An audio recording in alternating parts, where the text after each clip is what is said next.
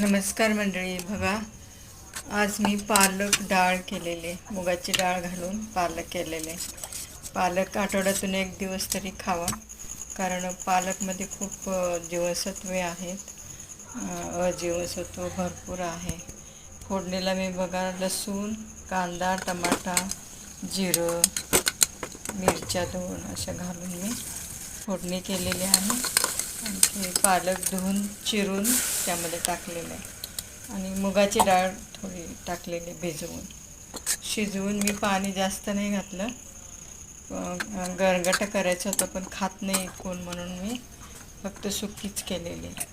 बघा, ही पालक आणि मसाला ताक केलेले.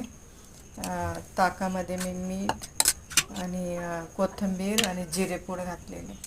उन्हाळा खूप आहे, तुम्ही रोज ताक पीत जा, उन्हाळा बादणार. आणि हे आईस्क्रीम आहे बघा,